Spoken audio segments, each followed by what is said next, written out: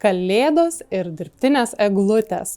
Tad besirinkdami kokią eglutę puošti namuose, kuri gražiausiai atrodys ir išpildys kalėdinius lūkesčius ir sukurs šventinę atmosferą, labai dažnai renkamės dirbtinę eglutę, kuri išties yra ilgaamžis ir gudrus pasirinkimas tiems, kurie nori nesikeičiančio vaizdo, nuolatos gražios, tankios eglutės, visada pataikyti į aukštį bei turėti ilgaamžį sprendimą namuose.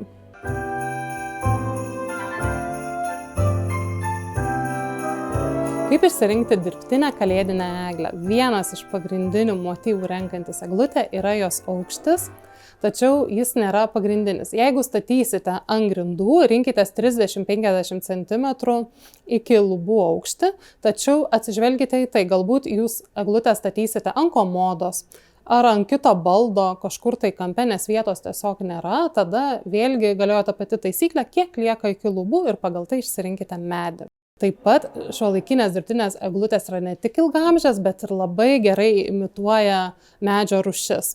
Galima rinktis tarp kėnio, sidabrinės eglutės, lietuviškos eglutės, kurią galime rasti miške, tai bus trumpesniais spygliukais, tvirtesniais. Galime išsirinkti eglutę ir pagal tai. Taip pat atkreipkite dėmesį į spyglių spalvą. Vieniems nostalgija kelia ir prisiminimus kiek melsvesnės eglutės. Taip pat yra ir galybė žalių atspalvių, nuo tamsiai žalios iki kiek švelnesnės samaninės spalvos. Kaip prižiūrėti kalėdinę eglutę, kad ji tarnautų kuo ilgiau? Išties su dirbtinėmis eglėmis viskas yra gana paprasta. Atrodytų, tereikia ją teisingai išlankstyti ir sulankstyti. Tačiau dažnai neišsaugome tos originalios dėžės, į kurią būtų patogiausia sudėti, nes metams einant tos dėžės tiesiog suplyšta.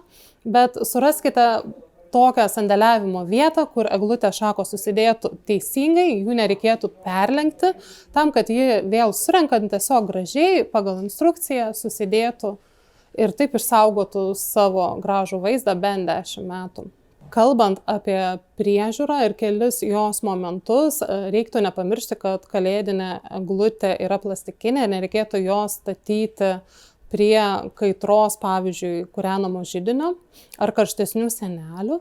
Taip pat puošdami eglutę, jeigu naudojate purškiamą sniegelį ar kitus blizgučius, kurie lieka ant šakelių, tad atkreipkite dėmesį, kad reikėtų jį nuvalyti, nes kitais metais tiesiog sandėliuojant per metus negražiai nubyrės, o kas užsiliks gali ir nebepavykti nuvalyti, tad palaikykime švarą, nenaudokime, pavyzdžiui, lipnios juostelės, kuri irgi gali, bandant išplėšti dalį spyglių, tai padės eglutei išlikti dailią ilgus metus. Eglutės stovas yra viena iš tų dalių, kuri atskleidžia pačios eglutės kokybę. Kartais spygliukai gali būti itin gražus, bet stovas būti plastikinis ir gana nestabilus. Tad rinkitės eglutę ne tik gražią, bet ir tvirtai ir stabiliai stovinčią ant žemės. Stovas galbūt ir neprivalo būti pats dailiausias, nes yra sprendimų, kaip dekoruoti eglutės apačią. Tai net trečdalis eglutės šventinio vaizdo priklausys nuo to, kaip papuošite apačią, ir tai padaryti yra itin paprasta. Galima naudoti įvairius kilimus, štai tokius apjuosiančius lankus, kurie gražiai paslepia stovą ir jį tuo pačiu papuošia.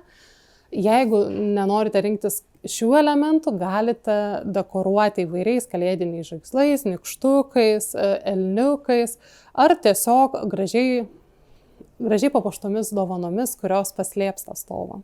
Kalbant apie dirbtinės kalėdinės eglutes, taip pat verta paminėti kalėdinius vainikus ir girliandas, kurias galime vynioti ant turėklų, prie durų ar kažkaip kitaip įkomponuoti į namų puošybą. Jų taip pat yra įvairių tankumų, dydžių, spalvų, jos gali derėti tarpusavį ar sukurti visiškai kitą stilistiką namuose, kai yra naudojamos kartu.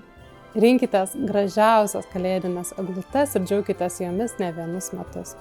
Prenumeruokite mūsų kanalą bei ieškokite daugiau kalėdinių patarimų ir idėjų.